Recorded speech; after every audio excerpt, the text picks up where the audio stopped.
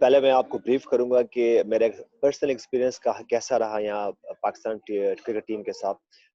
As expected मुझे बहुत अच्छा लगा यहाँ पे आके, और मैं ये चाहता था कि मैं टीम के साथ अपने एक्सपीरियंस शेयर करूं।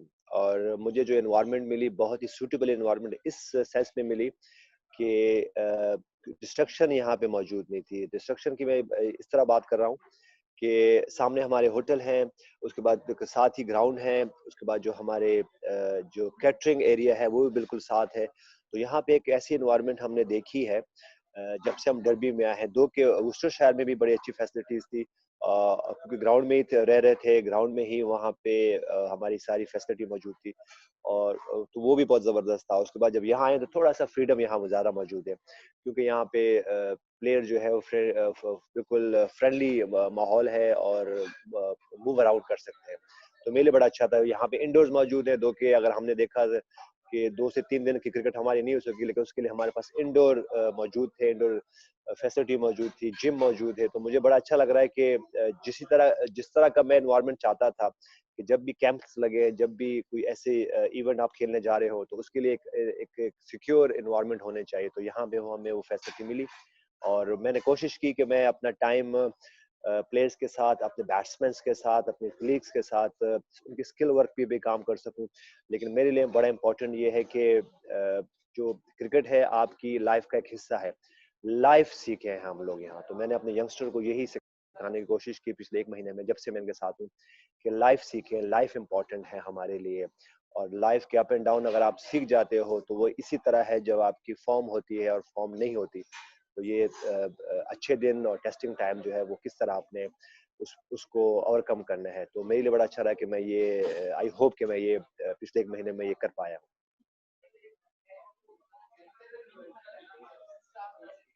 यूनुस भी थोड़ा सा बताएगा, इंटर स्क्वाड मैचेस हुए हैं तो आप ये कितने सेटिस्फाइड हैं और किस तरह बैटिंग पे आपके मतलब लड़कों से फोकस किया?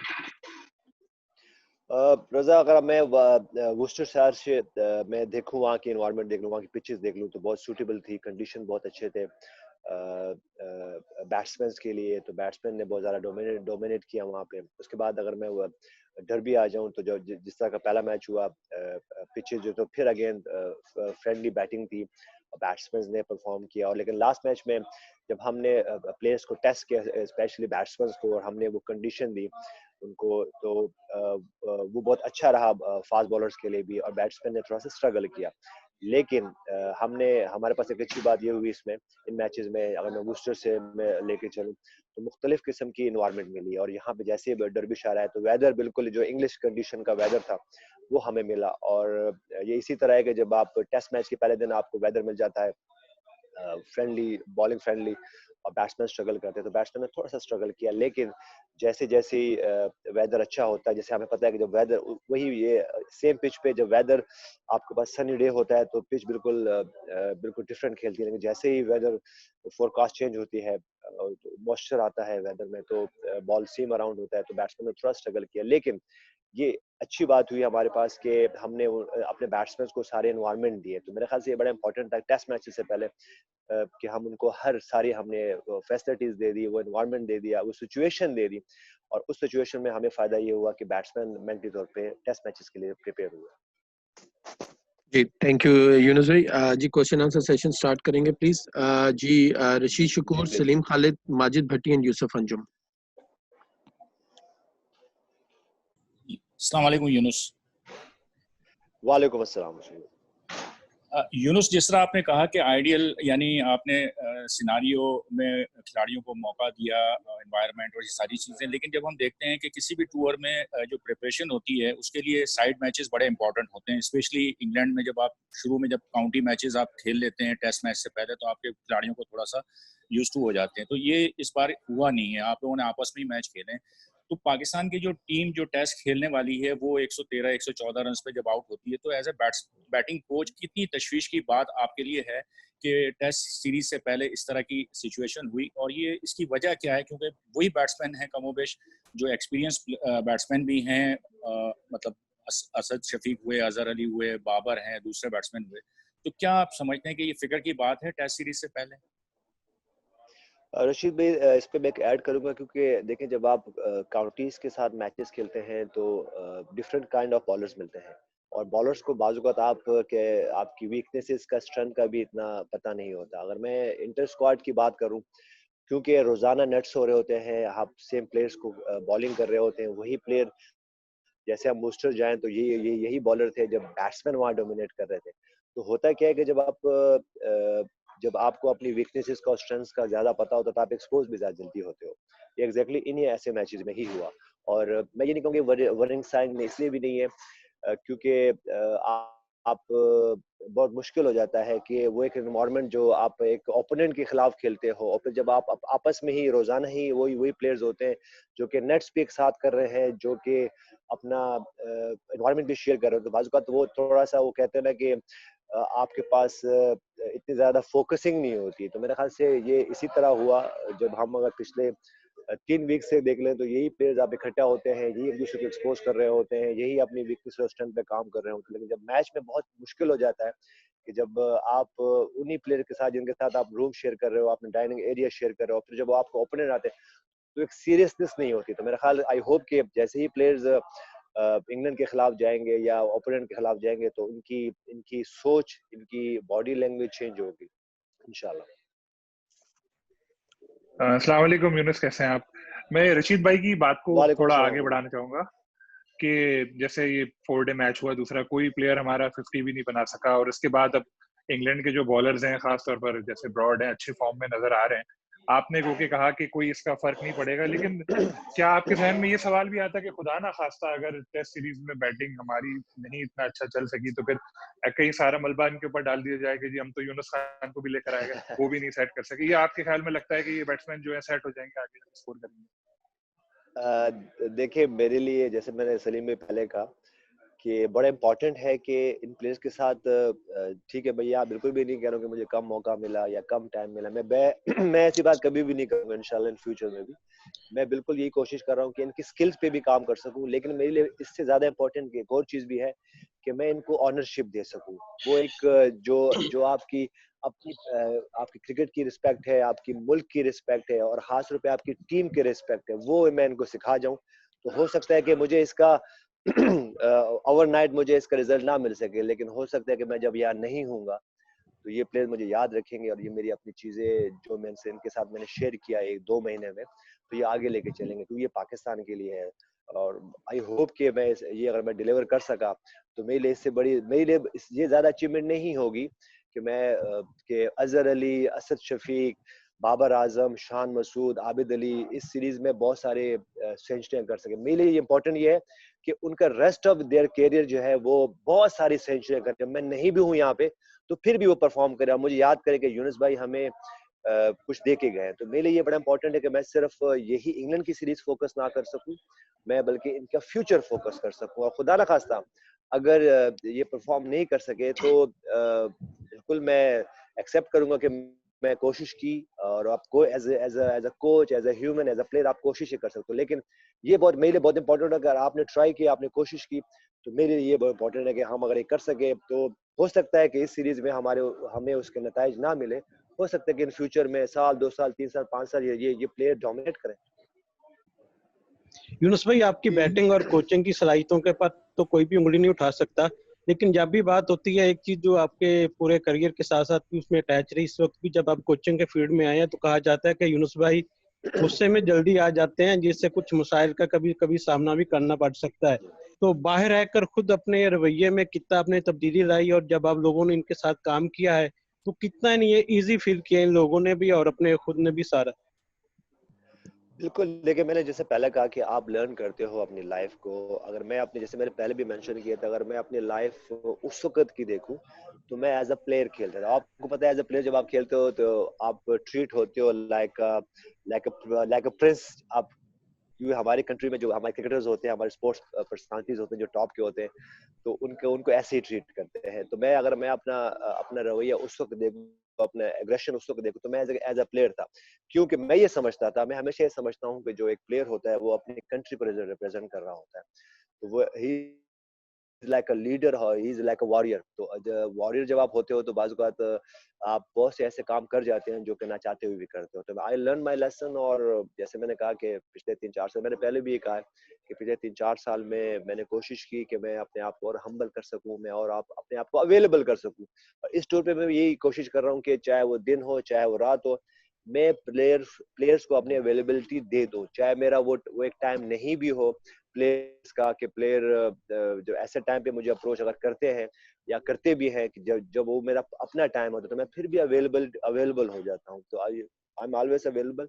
और ये चीज़ें आप अपने लाइफ में सीखते हो, और फिर जब आप एक कोच की शक्ल में आते हो, एक लीडर की शक्ल में आते हो, इस सिनेरियो में जब आपको चेयर पे बैठ के आपने बहुत सारी चीजें करनी होती है, तो फिर आप उस वक्त खुद, हम इंसान हैं, हम एग्रेशन शो करते हैं, लेकिन ऐसे टाइम पे जब आपके पास इतने सारे प्लेयर्स हों, इतना सारा बड़ा स्क्वाड हो, तो आपको फिर अपने आप को भी गैदर करना होता है और टीम को भी गैदर करना है as a leader, as a mentor.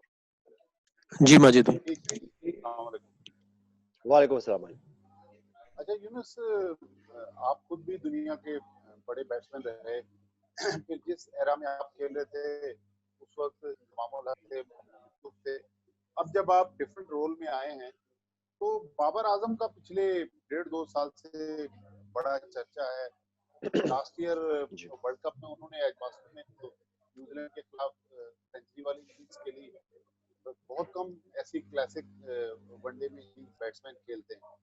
तो रिसेंट टाइम्स में लोग कभी बाबर आजम को विराट कोहली से मिला रहे हैं, कभी स्टीव स्मिथ से मिला रहे हैं, कभी उनका मवाजना पाकिस्तान के फास्ट के बैट्समैनों से करते हैं। तो एज ए बैटिंग कोच आपने बाबर आजम को क्या बताया कि इस दौरे में कितनी जिम्मेदारी उन पर है? मुझे याद है 2016 में जब पाकिस्तान 2-1 डाउन था, आप ओवल में सीनियर मोस्ट बैट्समैन थे, आपने ओवल में जाकर डबल सेंचुरी बनाई, पाकिस्तान ने 2-2 से सीरीज बराबर की।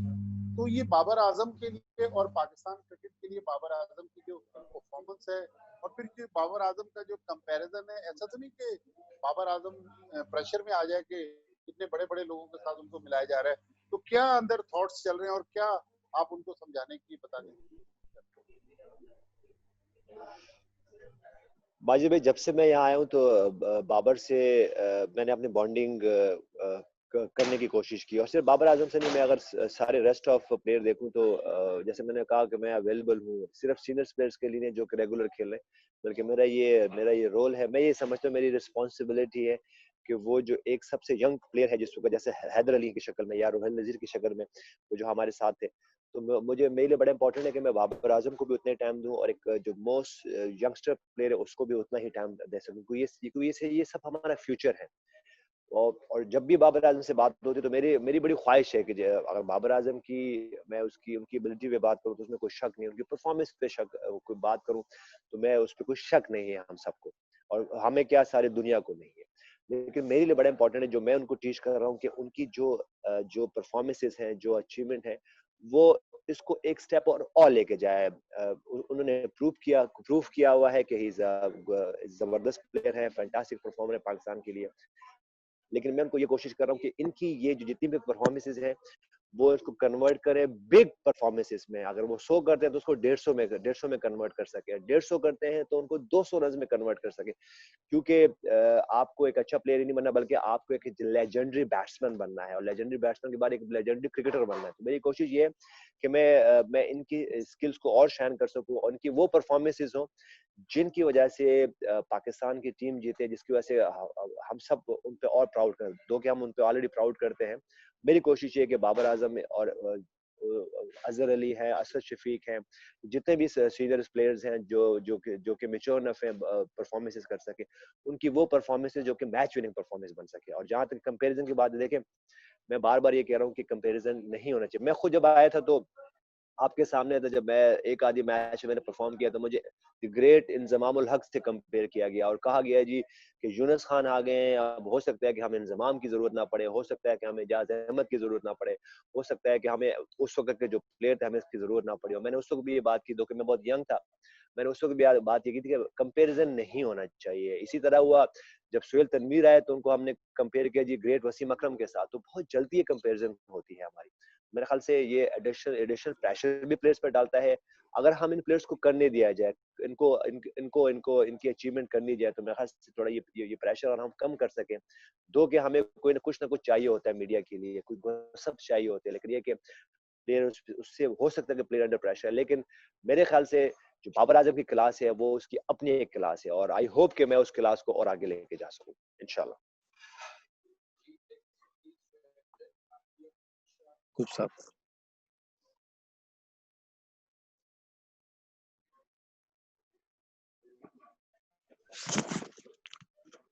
जी शुएब। अस्सलाम वालेकुम यूनुस भाई, अभी वक्कार यूनुस से हवाले से सोहेल खान ने एक स्टेटमेंट दी कि मुझे 2 मिनट में उन्होंने लेट स्विंग सिखा दी और उसके बाद हमने देखा कि वो पंजे भी मारते हुए नजर आए।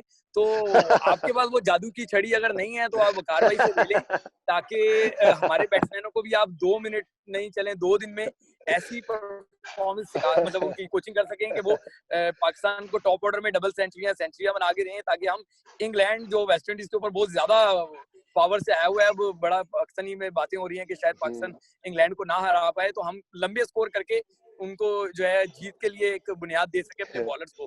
तो काइंडली वकार भाई से वो छड़ी ले लें और मुझे इस बारे में बताएं। बहुत जबरदस्त शुएब भाई, मैं इसीलिए आपको बहुत ज्यादा लाइक करता हूँ कि आप ऐसे सवाल लेके आते हो जो मैं हमेशा आपसे कहता हूँ कैसे सवाल होना चाहिए कि जिससे थोड़ा सा हमारी जो है वो कोई मजा आ जाए।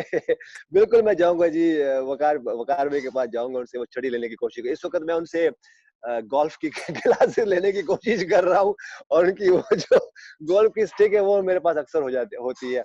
लेकिन देखिए सीरियस नोट के ये अच्छी बात है कि आप अपने प्लेयर्स को प्राइज करें, अपने कोचेस को प्राइज करें, लेकिन मेरी ये कोशिश हमेशा होती है कि मैं अपने प्लेयर्स को अपने मुताबिक ये कहता हूँ कि देखिए जब भी आप जाएं प्रेस में जाएं, अपनी बात करें, अपनी अचीवमेंट्स की बात करें, और बाज़ औक़ात इजी एक्सेस हो जाता है कि भाई हम कोचेस को प्लेयर्स को प्राइज करना चाहिए। लेकिन मेरी बड़ी ख्वाहिश होती है कि जैसे मैं खुद भी करता था कि कोचेस को ठीक है जो आपके we like a father figure for them, we like a elder brother for them, हमें प्राइज करना चाहिए। लेकिन मैं आपकी सजेशन बिल्कुल लूंगा, मैं आज से जो है ना वो वकार भाई की कोचिंग में जाने लगा। Thank you superhero. Thank you जी आलिया।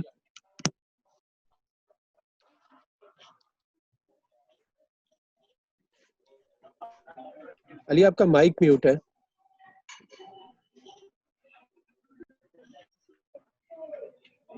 ओके सॉरी, आवाज आ रही है?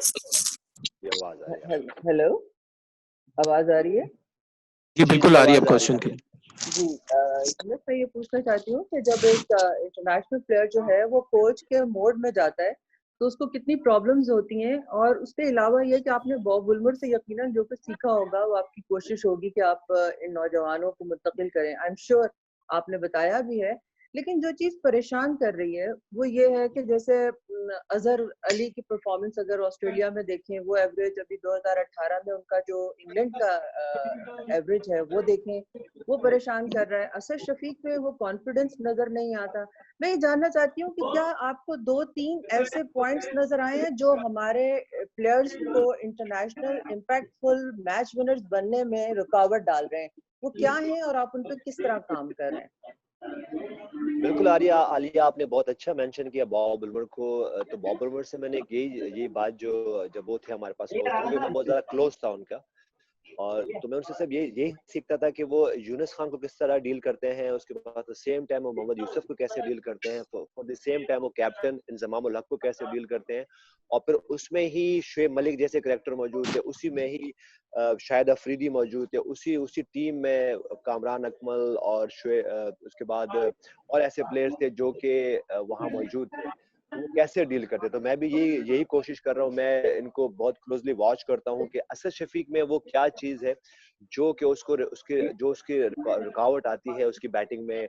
इसी तरह अजहर अली है, वो कौन से पॉइंट्स है, तो मैं उनको बहुत क्लोजली वॉच कर रहा होता हूँ। और बाज़ औक़ात मैं नेट्स में बैठ के खड़े होके मैं हर जगह ये कोशिश कर रहा हूँ कि इनकी क्या हैबिट्स है, फिर मैं उनको फॉलो कर रहा होता हूँ बाज़ औक़ात कि ये के डिनर टेबल पे क्या कर रहे हो, तो ये किन के साथ बैठ रहे हो, तो मैं ये कोशिश कर रहा हूँ। तो बाजू का जब मैं कुछ प्लेयर्स के लिए अवेलेबल नहीं होता तो मैं उनके ग्रुप में उनके पार्टनर से बात करता हूँ कि अगर कोई ऐसी चीज है जो कि हमसे वो शेयर, बाजू का मुश्किल हो जाता है कि आपको अपनी पर्सनल लाइफ शेयर करने, क्योंकि होता है कि अगर बैक ऑफ माइंड आपको इवन पर्सनल लाइफ भी आपकी बड़ी मैटर करती है कि पीछे पाकिस्तान में क्या हो रहा है।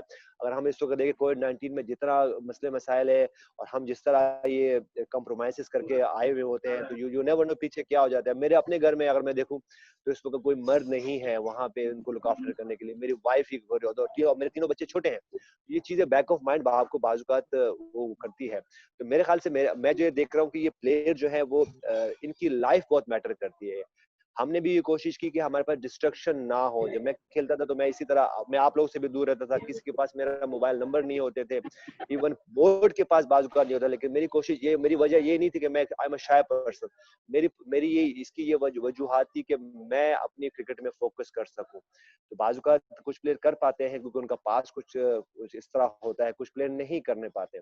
तो मेरे लिए मैं यही कोशिश कर रहा हूँ कि ये प्लेयर्स आए और ये अपनी लाइफ को शेयर करें, जो कि बॉब वुलमर जिस तरह हमारे साथ करते थे। हम भी बॉब वुलमर के साथ लाइफ अपनी शेयर करते थे। वो फिर हमें गाइड करते थे कि आपके ब्रदर हैं, सिस्टर्स हैं, आपकी अपनी पर्सनल फैमिली है, तो उसके साथ कैसे डील करना। तो मैं भी यही कोशिश कर रहा होता हूँ कि मैं जब इनके साथ बैठता हूँ तो मैं उनको गाइड करने की कोशिश कर रहा हूँ कि ठीक है, स्किल तो है हमारा। अगर हम सुबह से शाम तक देखें तो स्किल वर्क ही कर रहे होते हैं हम, जिम जाने की शक्ल में, उसके बाद क्रिकेट और बैटिंग में की शक्ल में। इवन आपने मुझे अगर आपने मुझे देखा हो तो मैं उनकी फील्ड में भी बाजुकात हेल्प कर रहा हूँ, तो कि स्लिप कैचिंग कैसे होनी चाहिए, क्योंकि मुझे लगता है कि अगर मेरे पास कोई एक्सपीरियंस है तो मैं सिर्फ बैटिंग की शक्ल में नहीं, मैं उनको वो कर सकूँ। तो ये बड़ा इंपॉर्टेंट है। और ये इसी तरह है कि आपको अपनी पर्सनल लाइफ को कैसे लेके मूव फॉरवर्ड करना है और आपको अपने क्रिकेट को लोगे, तो जो ये बैलेंस कर पाते हैं तो उनकी कामयाबी हो जाती है। तो मेरी यही कोशिश है कि मैं इनके साथ इस तरह का कुछ कर सकूं। और मैं इनकी टेक्निक तो बहुत इंपॉर्टेंट है, क्योंकि टेक्निक आपकी हमेशा एक्सपोज होती है आपकी इंग्लैंड जैसी कंडीशन में। लेकिन अगर आपकी लाइफ भी आपके इख्तियार में हो और आप उस पर ओवरकम करते हैं, तो इसी तरह के जब बैटिंग में आप परफॉर्म नहीं करते हो तो उसको ऊपर आप ओवरकम करते हो। जी मोइशा साहब एंड याकूब साहब है। मैं हूँ अपना रजा मेरी बारी। जी मोह भाई आप करिएगा प्लीज। जी अस्सलाम वालेकुम यूनुस साहब, खैरियत से जी? जी वालेकुम अस्सलाम।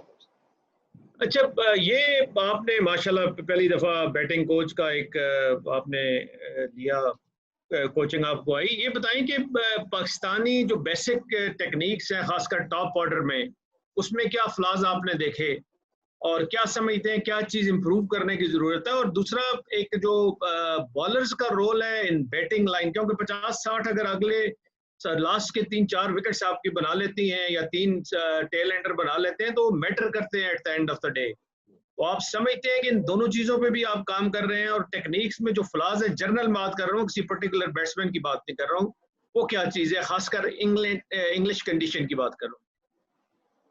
देखिए बाबर, बिल्कुल देखिए जितने भी प्लेयर्स आते हैं, खासकर बैट्समैन जब आते हैं इंग्लैंड, तो वो एक्सपोज होते हैं, क्योंकि यहाँ पे सीम और स्विंग की थोड़ी जो हमने देखा है कि बिकॉज ऑफ वेदर यहाँ पे बॉल भी चेंज होता है यहाँ पे, तो थोड़ा सा बहुत हो रहा है। तो आप कोशिश करते हो कि आप विद इन दी अपनी लिमिटेशन खेलो, आप अपने आइस के करीब खेलो, अपनी बॉडी के करीब खेलो। तो ये बिल्कुल हम इस पे काम कर रहे होते हैं, क्योंकि देखिए उस पे आके आप फौरन टेक्निक चेंज नहीं कर सकते आपको, क्योंकि अगर मैं यहाँ पे अजहर अली की बात कर लूँ, मैं असद शफीक की बात कर लूँ, उसके बाद आबिद अली की बात कर लूँ, उसके बाद मैं शान मसूद की बात करूँ, इवन फवाद आलम की बात मैं कर लूँ, तो ये एक ऐसे बैट, और फिर उसके बाद यंगस्टर आपके पास हैदर अली की शक्ल में आए हुए हैं वो। तो अगर मैं इनकी टेक्निक की बात कर लूँ तो इनकी टेक्निक ठीक है, मैं अगर एक यंगस्टर जैसे हैदर अली की शक्ल में है तो उसको हम डेवलप कर सकते हैं, क्योंकि वो हमारा फ्यूचर है और ही इज वेरी यंग, तो हम उसको चेंज कर सकते हैं। लेकिन इस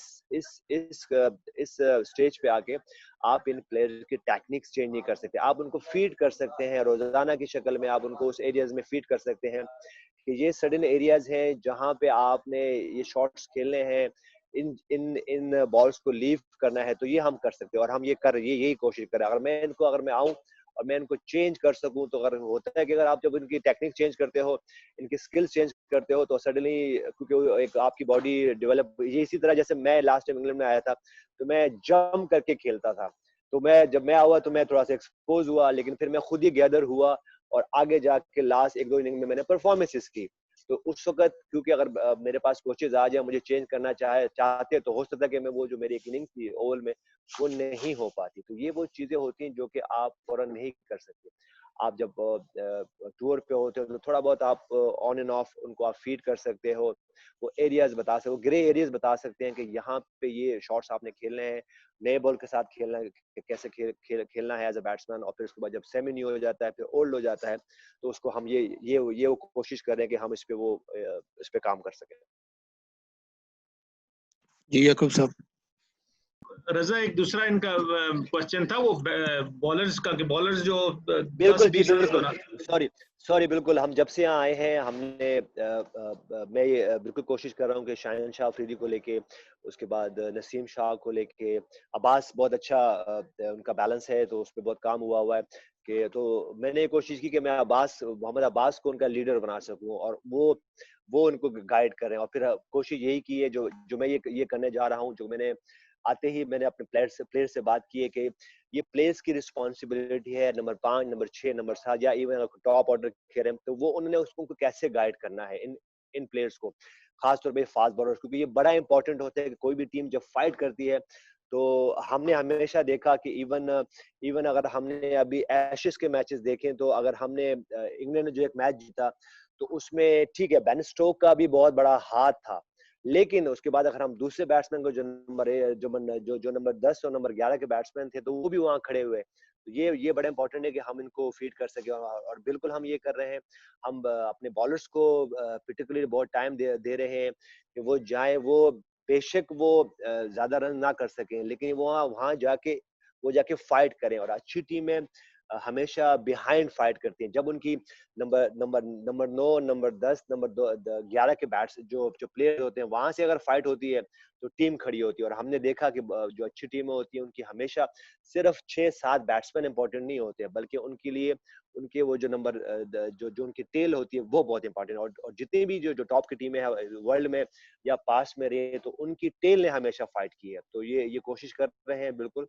और इनको मैं आई होप कि मैं अगर हम पाकिस्तान में होते तो आप सब देखते मीडिया पे कि हम कितनी देर तक खड़े होते हैं। और खासतौर पे मैं कोशिश कर रहा हूँ तो कि मैं जब मेरी टेल आती है तो मैं वहां जाके उनको जो है ना उनके साथ खड़ा होता हूँ, उनको बाउंसर की शक्ल में, उनको यॉर्कर की शक्ल में वो बॉलें हो रही होती हैं, और कोशिश कर रहे हैं कि टेल हमारी फाइट करे, क्योंकि अगर इंग्लैंड की सीरीज जीतनी है, हमने अगर फाइट बैक करनी है, तो हमारी टेल को बहुत ज्यादा जरूरत है कि हमारे टेल अंडर भी जो है वो फाइट कर सके। जी याकूब साहब। यूनुस भाई, जो अगर हम बैटिंग लाइन देखें पाकिस्तान की, वो बड़ी इनएक्सपीरियंस लग रही है। अगर देखें अजहर अली और आबद और ये असद शफीक के अलावा और बाबर भी है, ग्रूमिंग स्टेज पे है, तो इन दो बैट्समैन के अलावा कोई ज्यादा बैट्समैन नहीं है आपके पास एक्सपीरियंस। तो आप क्या कितने चांसेस देखते हैं कि ये जो बैटिंग लाइन है ये it is capable to score 400 plus या 350 प्लस? क्योंकि इतना स्कोर तो चाहिए आपको जीतने के लिए, अगर आपने मैच जीतना है तो ये कर सकते हैं। इंशाल्लाह आप टाइम देखेंगे, आप देखेंगे थोड़ा सी टाइम रह गया, और इंशाल्लाह आप देखेंगे कि हम ये स्कोर जो हमारे डिजायर स्कोर्स हैं, जो हमारे डिजायर अचीवमेंट हम चाहते हैं, वो होंगे इंशाल्लाह। और जहाँ तक आपने खुद ही कहा कि बहुत यंग हमारी बैटिंग साइड है, लेकिन मैं समझता हूँ कि अगर हम अजहर अली की बात कर लें, असद शफीक की बात कर लें, इवन शाद मसूद की बात कर लें, उसके बाद बाबर आजम की बात कर लें, ये बिल्कुल केपेबल हैं कि यहाँ, क्योंकि ये 12 पहले भी आ चुके हैं। और 12 असद शफीक ने लास्ट सीरीज पे जो हम खेले थे, जब मैं खुद था टीम के साथ, तो उन्होंने बड़ी जबरदस्त परफॉर्मेंस की थे। और ओल पे हमने 100 किए थे इकट्ठे, हमारे 200-250 रन का जो है पार्टनरशिप भी थी। और मैं उस वक्त खैर ठीक है, मुझ जैसे प्लेयर या हेड कोच मिसबाउल हक जैसे प्लेयर एक गाइड वहाँ मौजूद थे, जो कि थोड़ा सा इनके सामने, क्योंकि एक ऐसे प्लेयर मौजूद थे जो कि स्टेबल थे। अभी अगर मैं कहूँ कि नहीं है, तो बिल्कुल मौजूद हैं। आप असद शफीक को मैं कोशिश कर रहे हैं कि वो रोल दूं कि वो यूनुस खान बन जाए, अजहर अली जो है वो मिसबाउल हक बन जाए, उसके बाद शान मसूद है, वो ऐसा रोल कर सके। फिर बाबर आजम का बहुत इंपॉर्टेंट रोल है यहाँ पे हमारे पास, क्योंकि हम सबकी ना चाहते हुए भी हम चाहते हैं कि उसको काम डाउन रखे, लेकिन हम सबकी सारी पाकिस्तान की, सारी दुनिया की बाबर आजम से बहुत सारे एक्सपेक्टेशन है। अगर हम ये बात ना करें कि हमें उस पर प्रेशर नहीं डालना, तो ऑटोमेटिकली, क्योंकि उन्होंने इतनी ज्यादा परफॉर्मेंसेस कर दी हैं सारी दुनिया में, तो ऑटोमेटिकली उनकी तरफ जाता है कि बाबर आजम मौजूद है, वो जो he become second Yunus Khan और मिसबाह उल हक और जावेद मियादाद, वो इस तरह का रोल, इंजमाम उल हक इस तरह का रोल जो है ना वो कर सकते हैं। तो हमारी एक्सपेक्टेशन ये है कि इंशाल्लाह हम उसको काम डाउन रखें और उसको अपना गेम प्लान जो उसके है उसमें उनको थोड़ा बहुत फीड कर सके।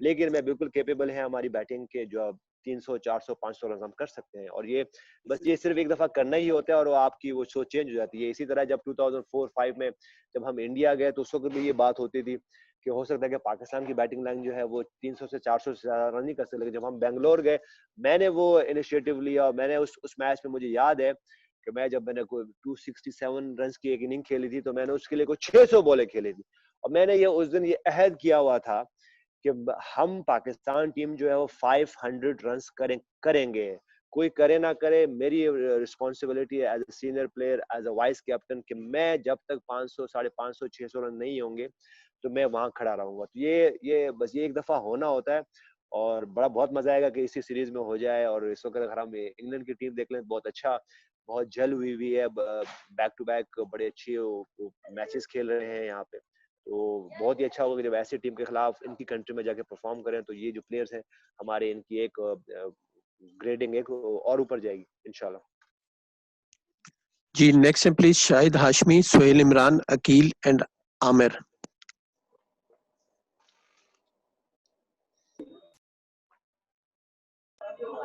यूनुस, अस्सलाम वालेकुम। वालेकुम अस्सलाम शाहिद। यूनुस, 3 टेस्ट जो इंग्लैंड और वेस्ट इंडीज के हमने देखे, उसमें ऐसा लग रहा है कि जैसे ये टॉप ऑर्डर की जंग है। वेस्ट इंडीज का टॉप ऑर्डर नाकाम हुआ, इंग्लैंड का पहले टेस्ट में टॉप ऑर्डर नाकाम हुआ, अगले दोनों टेस्ट में चला। तो हमारा जो टॉप ऑर्डर है हमें वेस्ट इंडीज से तो ज्यादा अच्छा लग रहा है। कैम्बल, ब्राथवेट, होप, ब्रूक्स और ब्लैक। हमारा है शान, आबिद, अजहर, बाबर, असद। जो हमारे एक्सपीरियंस में हमारा टॉप ऑर्डर ज्यादा अच्छा लग रहा है। तो उससे कुछ तकवीत मिल रही है कि हम वेस्ट इंडीज से ज्यादा अच्छी फाइट दे सकेंगे इंग्लैंड को। बिल्कुल शायद भाई, देखिए हम फाइट नहीं दे सकेंगे, हम यहाँ फाइट के लिए नहीं है, हम यहाँ जीतने के लिए आए हैं। और मैं तो यही कोशिश कर रहा हूँ कि प्लेयर्स को हम बिल्कुल भी ये फीट ना करें। जब भी हमारी बात होती है सपोर्टिंग स्टाफ में, तो हम ये बिल्कुल बात नहीं करें कि हमने फाइट बैक करनी है, बल्कि हमने ये बात करें कि हम यहाँ जीतने आए हैं। क्योंकि अगर हम फाइट बैक की बात करेंगे तो फिर फाइट बैक ही करते रहेंगे। तो मेरे लिए ये बड़ा इंपॉर्टेंट है कि मैं इन प्लेयर्स के साथ जो जितने भी प्लेयर्स हैं, दो कि वो बैट्समैन हैं या बॉलर हैं, मैं उनसे ये जब भी बात करता हूँ तो मैं उनसे ये नहीं कहता कि हमने फाइट बैक करना है। मैं ये कोशिश कर रहा हूँ कि हम यहाँ पे आए और अच्छी क्रिकेट खेल सकें, क्योंकि क्योंकि ये बहुत इंपॉर्टेंट है। ये आपकी सोच पे बहुत इंपॉर्टेंट करता है। मैं तो जितनी क्रिकेट अपनी खुद खेला हूँ, तो मैं सिर्फ अपनी सोच पे खेला हूँ। हो सकता है कि मेरे स्किल्स इतने ज्यादा ना थे उस वक्त, हो सकता है कि मेरी फिटनेस इतनी अच्छी ना हो, लेकिन ये जो सोच है ये मेरे लिए बड़े इंपॉर्टेंट है। तो मैं कोशिश कर रहा हूँ कि इन प्लेयर की सोच पे काम कर सकूं, उनकी लाइफ पे काम कर सकूं, और आई होप कि इंशाल्लाह हम जब आएंगे, हम मिलेंगे महीने बाद, तो हम एक अच्छे नोट पे मिलेंगे इंशाल्लाह।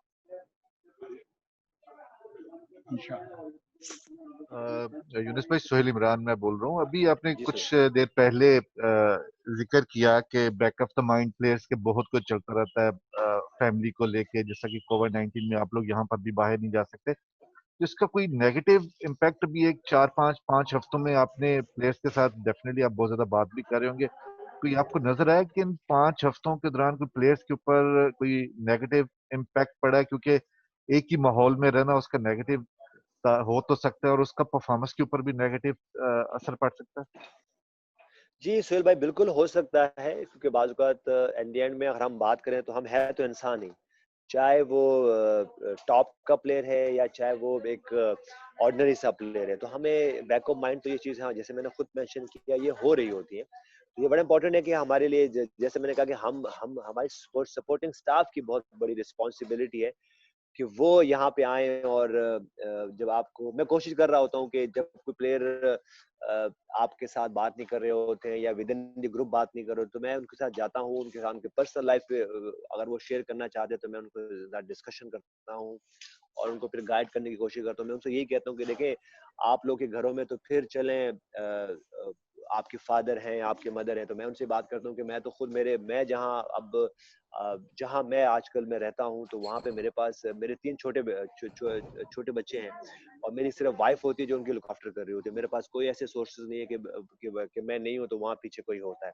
तो मैं उनसे जब ये शेयर करता हूँ तो मैं उनको मोटिवेट करता हूँ कि मेरी तो अपनी सिचुएशन ऐसी है, लेकिन मैं आप लोगों के सामने रोजाना आता हूँ, रोजाना ही काम कर रहा होता हूँ सुबह से शाम तक, क्योंकि हमारे पास बहुत सारे प्लेयर हैं। अगर प्लेयर्स के लिए तो वो आते हैं अपने सर्टेन टाइम पे, 2 घंटे के लिए, 3 घंटे के लिए, 4 घंटे के वो चले जाते हैं, लेकिन हम जैसे जो कि हमारे पास एक टेस्ट स्क्वाड भी मौजूद है, उसके बाद T20 का भी स्क्वाड मौजूद है, तो हम सुबह आते हैं और शाम को जाते हैं, सुबह आते हैं और शाम को जाते हैं। तो हमारे पास जो प्लेयर्स के लिए जो टाइम होता है वो हमारा टाइम तो 7 से 8 घंटे होता है, लेकिन हमारी रिस्पॉन्सिबिलिटी है क्योंकि ये हमारी जॉब है, हमें ये करना होता है। तो मैं जब उनसे शेयर करता हूँ कि मैं अपनी पर्सनल लाइफ शेयर करता हूँ कि मेरे घर पे यूं हो रहा होता है, मैं जब शाम में जाता हूँ तो मेरी भी बहुत सी चीजें हो रही होती है, फिर मैं उसको जाके पूरा दिन में अपने प्लेयर्स के साथ होता हूँ, फिर मैं जाके मेरी फैमिली टाइम जब होता है तो मैं जाके वो चीजें ऑर्गेनाइज कर रहा हूँ। तो मैं जब उनसे ये बात करता हूँ तो उनको इस तरह मोटिवेट करता हूँ कि चले, मेरे पास तो मेरे फादर भी नहीं है, मेरे रिसेंट पास मेरी मदर का इंतकाल हुआ है, तो मेरे पास घर में ऐसे नहीं होता है, लेकिन जब मैं उनको ये शेयर करता हूँ तो उनको इसी तरह मोटिवेट करता हूँ।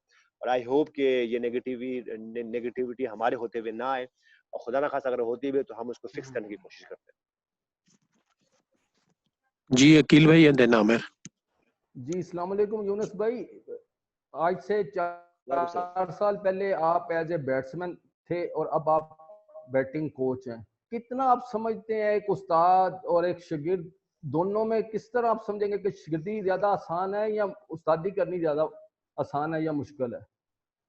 मेरे ख्याल से भाई, अगर आप शागिर्द हो तो ज्यादा आसान होता है आपके लिए, क्योंकि आप मिस्टेक करते हो और आप फिर दोबारा आपका उस्ताद वहां खड़ा होता है। लेकिन अगर उस्ताद ने अगर मैंने मिस्टेक कर दी तो मैं किसी और के पास नहीं जा सकता।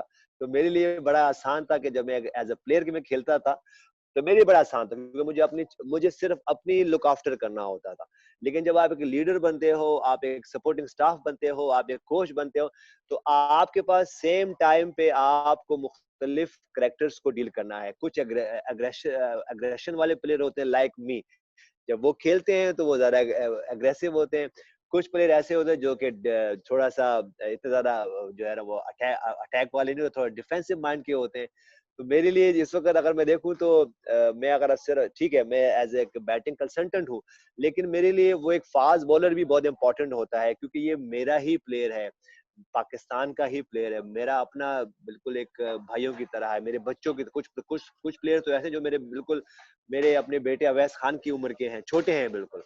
तो ये बहुत इंपॉर्टेंट है कि मैं उनको डील कर सकूं। लेकिन मेरे मुताबिक एक प्लेयर जो और एक शागिर्द हो, उसके पास ज्यादा लिवरेज होती है, उसके पास ज्यादा मौके होते हैं कि वो गलती करते हैं और टीचर फिर आते हैं और साथ फिर आते हैं, उनको समझाते हैं। जी आमिर। जी अस्सलाम वालेकुम यूनुस भाई, इसमें रियली कोई जैसे डाउट नहीं है, शक नहीं है कि हमारे जो बैट्समैन हैं और वेरी स्किल्ड टैलेंटेड बैट्समैन हैं, लेकिन ऑब्वियसली एक जब ये फेस करेंगे जैसे जिमी एंडरसन को, जॉफ्रा आर्चर, ब्रॉड जो कि आज होपफुली 500 विकेट ले लेंगे, इस टाइप के बॉलरों को फेस करने के लिए आप इनको मेंटली कैसे प्रिपेयर कर रहे हैं? दैट्स वेरी इंपॉर्टेंट मेरे लिए। देखिए मेरे लिए बड़ा इंपॉर्टेंट है कि मैं जब भी उनसे बात करता हूँ, मैं उनसे बात करता हूँ कि एक ही बॉल आनी है। अब अगर जोफ्रा आर्चर हैं, जिमी एंडरसन हैं, ब्रॉड हैं, ये वर्ल्ड के टॉप के बॉलर्स हैं, अगर वो जब बॉल करते हैं तो एक टाइम पे सिर्फ एक ही बॉल करते हैं। ये नहीं होता कि वो आपको एक टाइम पे आके 6 बॉलें करते हैं। तो मैं उनको सिर्फ यही प्रिपेयर करता हूँ कि एक टाइम पे आप एक ही चीज को फोकस करें और वो एक बॉल है।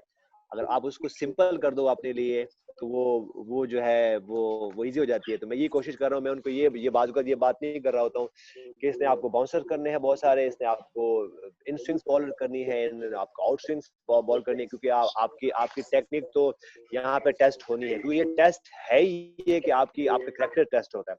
तो मैं उनके लिए कोशिश कर रहा हूँ कि मैं सेम टाइम इंफॉर्मेशन भी दूं, लेकिन उनके लिए उसको सिंपल भी करूँ। ये मुश्किल काम होता है बाजू का कि आप मेरे लिए कहना बहुत आसान है कि बस एक ही बॉल खेलना है और आप उस पर फोकस करें, लेकिन ये बहुत इंपॉर्टेंट है कि आपकी फोकस लेवल का जो ग्रेडिंग है वो ऊपर हो जाए।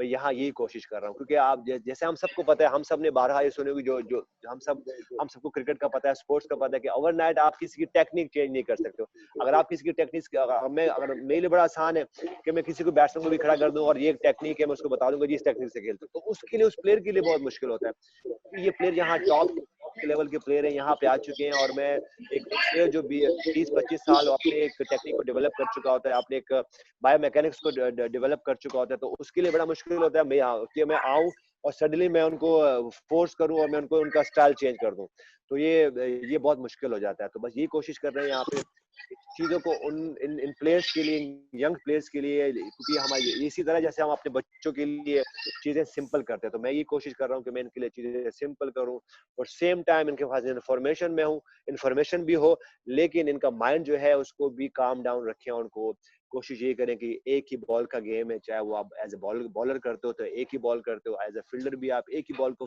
फील्ड कर रहे होते हो, और एज ए बैट्समैन भी आप एक ही बॉल खेल रहे हो, और एक बॉल जो है, एक सेम बॉल जो है वो एक ही टाइम पे या इन स्विंग या आउट स्विंग या बाउंसर नहीं हो सकती, या तो उस बॉल को आपको बाउंसर होना है या उसने गुड लैंड पे गिरना है इन स्विंग की शक्ल में या आउट स्विंग की शक्ल में। तो मेरी कोशिश यही है कि मैं इसको सिंप्लीफाई करूं, उनके लिए चीजें आसान करूं।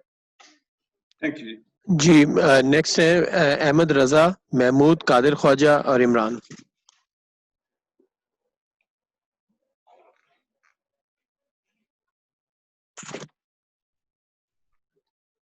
जी अहमद, आपको आवाज आ रही है? आपका माइक म्यूट है, प्लीज।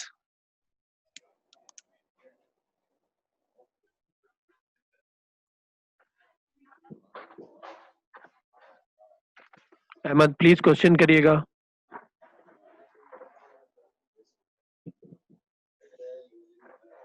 अहमद आपको आवाज आ रही है? आई थिंक अहमद के माइक का इशू है। नेक्स्ट प्लीज, हम चल रहे हैं। मुझे कह रहे हैं रजा भाई? नहीं, अहमद की बात कर रहे हैं, अहमद रजा। जी नेक्स्ट करिएगा please, Mahmood, Qadir and then Imran. वालेकुम अस्सलाम।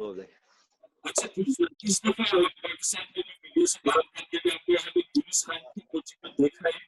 महमूद आपकी आवाज नहीं आ रही, बिल्कुल डिस्टॉर्शन है, कुछ समझ नहीं आ रही आपकी आवाज की। अब आ रही है? हेलो जी अब आ रही है। हेलो जी बोलिएगा महमूद। अच्छा यूनुस, हम देख रहे हैं कि इस बार आपकी जो क्रिकेट कोचिंग है उसके अंदर आप साइकेट्रिस्ट का रोल ज्यादा प्ले कर रहे हैं। आप कह रहे हैं कि टेक्निक नहीं को चेंज करवाई जा सकती, वो नहीं, तो हम ये यूनुस खान की एक नई चीज देख रहे हैं कि किरदार साजी, रवैये और जहनी इस्तेदाद पर आप ज्यादा काम करने के मूड में, तो ये तब्दीली कैसे आई है? वो तब्दीली आनी नहीं है, तब्दीली आ गई है मेरे ख्याल से। देखो महमूद भाई, जैसे मैंने पहले कहा कि इस स्टेज पे आके बाज़ हम समझते हैं कि इन प्लेयर्स को, जैसे जनरल एक आइडिया होता है, जैसे हम ग्रुप में भी बात करते हैं या बार बात करते हैं कि इन प्लेयर्स को ये समझाएं, इन प्लेयर्स को ये समझाएं, इन प्लेयर्स को। मैं आते हुए भी मुझसे बहुत सारे लोग ये कह रहे थे कि जी इस प्लेयर को ये समझाएं, इस प्लेयर को। तो आपको पता है कि इस स्टेज पे, जैसे मैंने पहले कहा कि बहुत जल्दी आप चीजें नहीं चेंज कर सकते, तो मैं कोशिश ये कर रहा हूँ कि मैं विदिन अच्छा माहौल बना के और फिर उसमें ही अपना वो कुछ काम कर सकूँ। ये लेकिन आप कुछ भी कर लें, एक प्लेयर जो है वो एक इंसान तो है, और हर इंसान के अंदर एक बच्चा मौजूद होता है, तो वो उस बच्चे को जाके अप्रोच करें और उससे फिर आप उससे काम निकलवाएं। तो मैं ये कोशिश कर रहा हूँ कि मैं ये बिल्कुल नहीं कह रहा हूँ कि मैं बिल्कुल स्किल पे काम नहीं कर रहा हूँ, 24 घंटे स्किल पे ही काम कर रहे होते हैं, लेकिन फॉर सेम टाइम उनको समझा नहीं रहे होते, उनको कुछ और शक्ल में हम उनको फीड कर रहे होते हैं, लाइफ की शक्ल में। और लेकिन सेम टाइम पे अगर हम देखेंगे तो we are on from 10 o'clock till 6 o'clock। हम रोजाना जो है ना वही स्किल वर्क कर रहे होते हैं, वही बैटिंग कर रहे होते हैं, वही फील्डिंग कर रहे होते हैं, वही बॉलिंग कर रहे होते हैं, वही सब कुछ कर रहे होते हैं, लेकिन ये कि उनको ये बाज़-औक़ात आप उसके साथ एक टेक्निकल गेम खेल रहे होते हैं कि शायद हम उन पे कहते हैं नहीं, हम आपको फोर्स नहीं कर रहे होते, पुश नहीं कर रहे, लेकिन सेम टाइम पे हम उनको पुश भी कर रहे होते हैं, लेकिन उनको उनको उनके साथ माइंड से खेल के उनको समझा नहीं रहे होते कि इस तरह उनके साथ गेम में वो अपना काम कर रहे होते हैं। क्योंकि जो अगर आप प्लेयर देखें तो अंदर से हम सब इंसान जो बच्चे ही होते हैं, छोटी-छोटी बातों पे खुश हो जाते हैं, छोटी-छोटी बात पे एक-दूसरे से नाराज़ हो जाते हैं। तो बस यही कोशिश कर रहे हैं कि इनके माइंड से खेला जाए और इनसे काम करवाया जाए।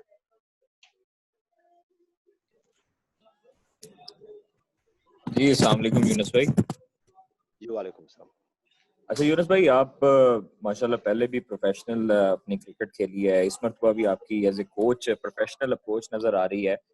तो पहली मरतबा स्क्वाड इतना बड़ा गया है और मुश्किल पेश आती होगी आपको वक्तन फवक्तन खिलाड़ियों पर नजर रखते हुए, बैट्समैनों की बैटिंग टेक्निक देखते हुए, और दूसरा ये साथ ही कि आपको स्क्वाड में इतना बड़ा स्क्वाड है, साथ कोई ग्रुपिंग या लॉबिंग नजर आई है? क्योंकि इतने बड़ा स्क्वाड जो है वो जब पहले कभी गया नहीं है, तो हो सकता है कि ग्रुपिंग या लॉबिंग की वजह से थोड़ी सी मुश्किलात पेश आती हों। देखिए, जैसे आपने खुद ही कह दिया कि स्क्वाड पे बाज़ को नज़र रखना मुश्किल हो जाती है। मुश्किल नहीं है, देखिए, क्योंकि ये आपकी प्रायोरिटीज़ में से होती है। मेरी प्रायोरिटीज़ में यही लेके आया हूँ कि एक तो देखें, कोई और कुछ करने को है भी नहीं यहाँ पे। अगर हम देखें तो सामने ही हमारा होटल है, उसके बाद ग्राउंड है, उसके बाद ये डाइनिंग एरिया है, हमारे डाइनिंग यहाँ पे करते हैं, उसके बाद जिम सामने मौजूद है। तो मेरे लिए जैसे मैंने ये गोल लेके आया हूँ कि I will be available for them 24 hours. तो मैं कोशिश करूँगी अगर वो रात को मुझे किसी भी टाइम पे अगर कोई चीज़ को मेरी ज़रूरत पड़े, तो मैंने मैसेज यही किया हुआ कि आई एम अवेलेबल, ये मेरा रूम नंबर है, कोई इशू नहीं है, आप मुझे फ़ोन करें, मैसेज करें, नॉक करें, किसी भी टाइम पे आ जाएँ। तो ये प्रायोरिटीज़ में मेरी ये मैंने रखा हुआ है, क्योंकि और कुछ करने को भी नहीं है यहाँ पे। तो ये अच्छा ये है कि मेरी अपनी फ़िटनेस इम्प्रूव हो रही है, मेरी अपनी माइंड इम्प्रूव हो रहा है। तो ये बाज़-औक़ात ये जो है, और जहाँ तक ग्रुपिंग की बात है, तो आप मुझे बताएँ कि ये बिल्कुल बच्चों की तरह हमने उनको यहाँ पे ट्रीट कर रहे हैं, अपने यंगस्टर की तरह, भाइयों की तरह ट्रीट कर रहे हैं। तो मेरे ख्याल से अगर हम उनको खुश रखेंगे तो किसी को क्या ज़रूरत है मेरे खिलाफ ग्रुपिंग करने की। तो यही कोशिश कर रहे हैं कि इनको काम डाउन रखें, इनको जेल रखें, क्योंकि ये ऐसे माहौल में जब आप हर वक़्त सेम चीज़ें कर रहे हो तो बाज़ औक़ात मूड स्विंग्स होते हैं। क्योंकि रोज़ाना आपने वही, सुबह भी वही चीज़ करनी है, दोपहर में भी वही करनी है, शाम में भी वही करनी है, और रात में भी वही करनी है। तो आपके लिए बाज़ औक़ात मुश्किल हो जाता है। लेकिन क्योंकि अब सर्कमस्टांसेस इस तरह कुछ बने हुए हैं, ना हम बाहर जा सकते हैं, ना कोई बाहर से कोई आ सकता है, तो बाज़ औक़ात मुश्किल हो जाता है। लेकिन हम ये कोशिश करें कि विदिन द ग्रुप सब ये प्लेयर्स बैठें, तो आपस में बात करें, आपस में क्रिकेट की बात करें, आप आपस में अपनी लाइफ की बात करें। जो हमारी गाइडेंस की ज़रूरत है वो आए, हम गाइडेंस लें।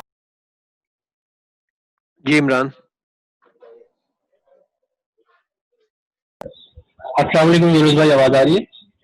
जी वालेकुम अस्सलाम, आवाज आ रही है आपकी। अच्छा यूनुस भाई, आप अपने प्लेइंग कैरियर में भी फवाद आलम के बड़े सपोर्टर रहे हैं और आपने काफी उनके लिए आवाज भी उठाई है, तो अब वो स्क्वाड में शामिल हैं और आप भी मैनेजमेंट में शामिल हैं, तो क्या समझते हैं, अभी तक वो टेस्ट स्क्वाड में शामिल तो है लेकिन प्लेइंग 11 में उनको मौका नहीं मिल रहा, क्या इस मरतबा इंग्लैंड में मौका मिलेगा उनको?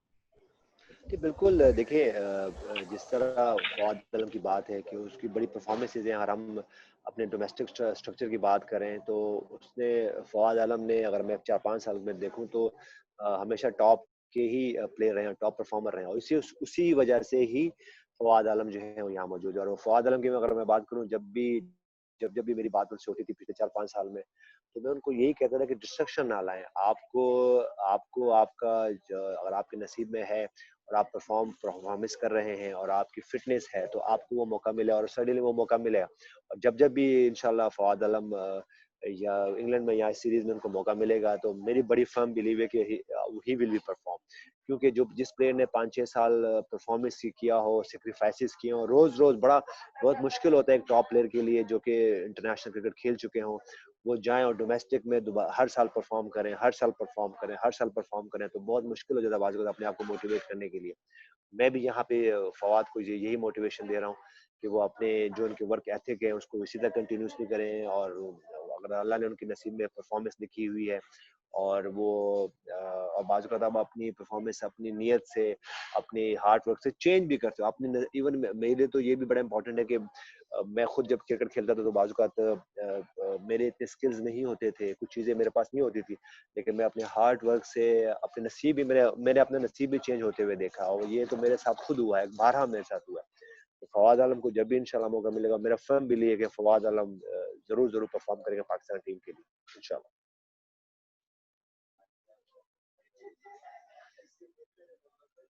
जी एहतशाम और नादरा प्लीज। वालेकुम, आवाज आ रही है यूनुस भाई?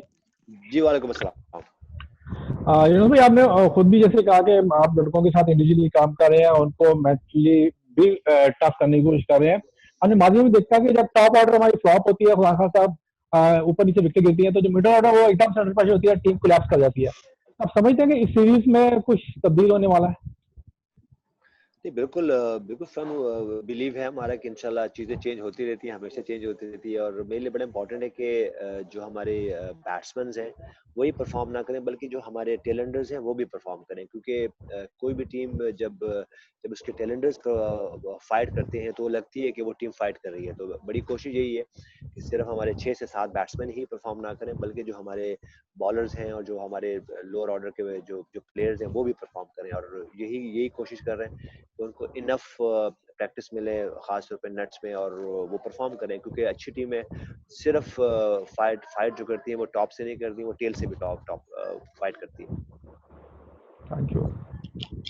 अस्सलाम वालेकुम यूनुस, नादरा बात कर रही हूँ। देखिए, वक्त कम है, मुकाबला सख्त है। आपको बहुत ही कलील मुद्दत में लोगों की एक्सपेक्टेशंस बहुत हाई हैं आपसे। तो अब जो इंग्लैंड की टीम ऑलरेडी रिदम के अंदर है, वो वेस्ट इंडीज से खेल रही है, आप अपनी टीम को किस तरह से, आप अपने आप को और अपनी टीम को किस तरह से जस्टिफाई करेंगे, क्योंकि टाइम बहुत कम है और आपको बहुत कुछ सिखाना है? देखिए, मेरे ख्याल जैसे आपने खुद ही कहा टाइम बहुत कम है और मुकाबला सख्त है, तो बिल्कुल वही बात है, टाइम बहुत कम है और मुकाबला सख्त है। तो हम कोशिश करेंगे कि अल्लाह हमें इज्जत दे, हम सबको इज्जत दे।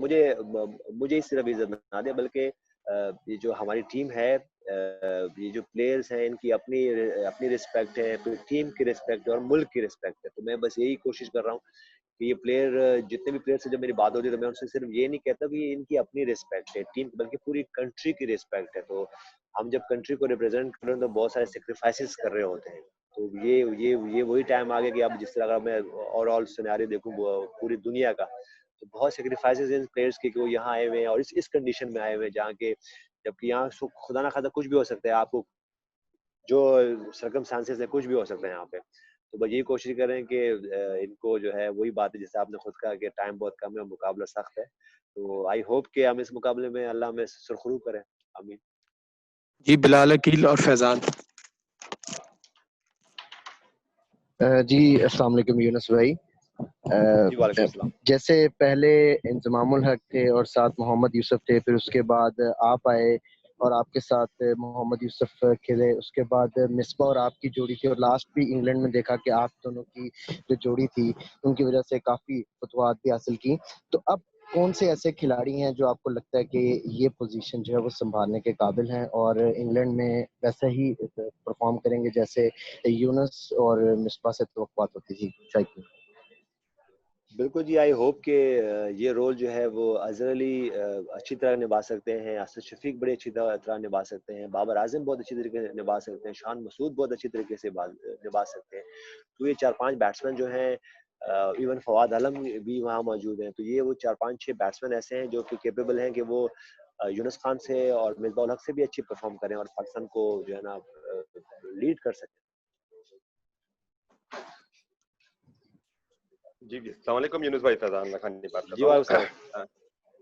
आपने अभी कुछ देर पहले बड़ी जहनी वेलबींग पर बड़ी बात की, तो आजकल आप समझते हैं कि स्पोर्ट्स में मेंटल हेल्थ का रोल भी उतना ही अहम हो गया है जितना फिजिकल स्किल्स का रोल है, और मेंटल हेल्थ के लिए अब आप रेगुलर इनपुट होना जरूरी हो गया है कि सिर्फ छोटे छोटे सेशंस ना हो, एक रेगुलर तरीकाकार हो, रेगुलर कोई समझने के पॉलिसी हो के प्लेयर्स की मेंटल वेलबींग भी लुक आफ्टर की जाए, ताकि वो टोटली फोकस्ड रहे और तमाम टेंशन से आजाद होकर अपने गेम पर तवज्जो दे। बिल्कुल फैजान, आपने खुद ही ये बात मेंशन कर दी और आपको भी पता है, आप वर्ल्ड वाइड आप टीमों को फॉलो करते हो, उसके बाद प्लेयर्स को फॉलो करते हैं। इवन अगर हम ऑस्ट्रेलिया की टीम देख लें रिसेंट पास में, किस तरह जो उनकी एक टेस्ट की शक्ल में उन्होंने एक पूरा एक एपिसोड हमारे सामने आया कि किस तरह उन्होंने टीम पे काम किया। ये बड़ा इंपॉर्टेंट है कि इन प्लेयर्स को इस लेवल पे आके आप इस हार्मोन पुश नहीं कर सकते हो। आप कहते हैं ना कि जैसे हमारे लफ्ज होते हैं कि डंडा परेड नहीं कर सकते हर वक्त। आप यहाँ पे आके उनको सिर्फ उनकी मेंटल हेल्थ पे काम कर सकते हैं, उनके लिए चीजें सिंप्लीफाई कर सकते हैं। मेरे लिए बड़ा इंपॉर्टेंट है क्योंकि अगर मैं बात करता हूँ बॉब वुलमर की, तो बहुत ग्रेट बॉब वुलमर हमारे साथ यही करते थे क्योंकि वो खुद एक ऐसे सिस्टम से आए हुए थे, एक ऐसे इन्वायरमेंट से आए हुए थे जहाँ पे बहुत ज्यादा मेंटली काम होता था। और हमने देखा कि उनके दौर में हमने बहुत कुछ सीखा, हमने बहुत अचीव किया, बहुत ज्यादा परफॉर्मेंस किया। तो ये बहुत इंपॉर्टेंट। और आपने खुद आप ट्रैवल करते हो और 12 हम खुद भी एक आधा टूर हम खुद कर चुके हैं। तो वहाँ पे भी यही होता है कि जितना आप मेंटली तौर पे आपको सेटिस्फेक्शन होती है, आप तो आपकी परफॉर्मेंस भी इन्हांस होती है। तो मेरे लिए बड़ा इंपॉर्टेंट है, जैसे मैंने कहा कि मेरे होते हुए अगर कोई प्लेयर स्ट्रगल कर रहा हो तो सिर्फ उसकी स्किल का ही नहीं होता, उसके बैकअप माइंड बहुत सी चीजें और भी होती हैं। क्योंकि हमारे साथ खुद भी हो चुका है कि मेरे तो खुद अपने क्रिकेट खेलते हुए बाहर मैंने अपने करीबी को खोया है। मैं टूर पे गया हूँ, पीछे फादर का इंतकाल हो गया, मैं टूर पे गया हूँ, सिस्टर का इंतकाल हो गया, मैं टूर पे गया हूँ, ब्रदर का इंतकाल हुआ। लेकिन क्योंकि मैं एक ऐसे सिस्टम से आया हुआ था, ऐसे घराने से था जिसपे मेरे पास विदिन मेरी ग्रुप में, विदिन मेरी फैमिली में मेंटोर्स मौजूद थे। तो मुझे फिर मैं गेयर अप करते थे और कहते थे जाएं आप क्रिकेट खेलें और ये लाइफ का पार्ट ऑफ हिस्सा है। और एज ए मुसलमान भी हमें आपको पता है कि ये चीजें हमारे साथ चलती है। तो इसी पे काम करो। आई होप कि अच्छे रिजल्ट आएंगे इंशाल्लाह इसके। मेरे ख्याल से हमारे पास टाइम जो है वो खत्म हो चुका है ऑलमोस्ट। भी हमारी अपनी एक मीटिंग है, तो फिर कभी मौका मिला आप सबसे तो दोबारा जो है इंशाल्लाह बात होगी। जी थैंक यू यूनुस भाई, बहुत टाइम देने का आपका, आप सबका भी, सब दोस्तों का बहुत शुक्रिया, इतनी पेशेंस से आपने भी किया है। Thank you very much. First को हम हमारे प्रैक्टिस सेशन है यहाँ पे, उसके बाद हम फर्स्ट को ट्रेवल करेंगे वहाँ पे उस पे। प्लीज ठीक है दादा भाई, थैंक यू वेरी मच। दादा भाई, थैंक यू दादा भाई, thank you thank you Yunus भाई।